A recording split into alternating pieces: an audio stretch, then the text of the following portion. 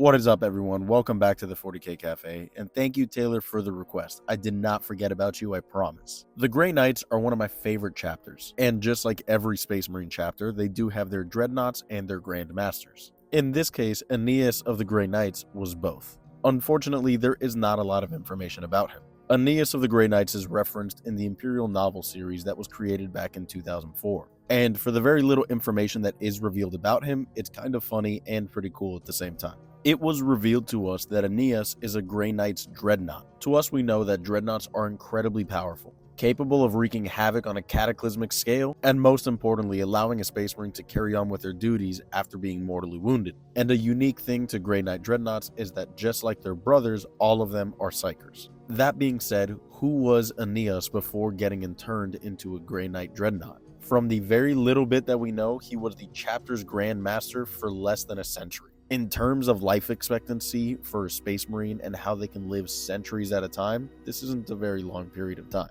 In my opinion, that is but a blip in the eye of a Space Marine and his life. But that's neither here nor there, that's just my personal opinion. Grand Masters are supposed to be these incredibly powerful individuals.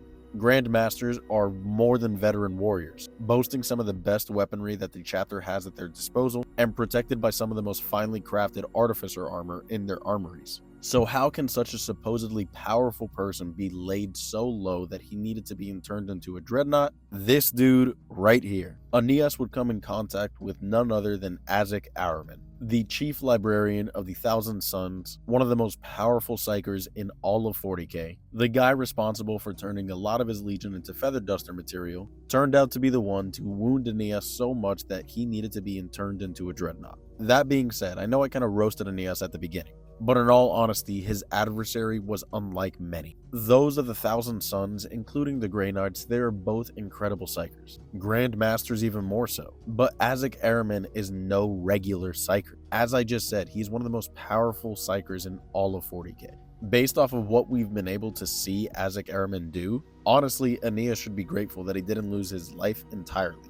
Plus, on the bright side for us anyways, we get another cool looking Grey Knight Dreadnought. But besides what I've already said, not much else is known about Aeneas of the Grey Knights. I wouldn't be able to tell you on what planet or what battle took place that resulted in these actions, nor would I be able to tell you about many of his accolades. All we know is that for less than a century, he was the Grand Master of the Grey Knights, at some point confronted Azek Araman, and then proceeded to get wrapped up like a mummy and put in a coffin. In all seriousness though, again, the Grey Knights are one of my favorite chapters, so roasting them is all in good fun. But let me know what you guys think. Thank you, Taylor, for the request, and I hope you all like this video. Drop a comment if there's anything you guys want to hear about next, and as always, remember to follow for more.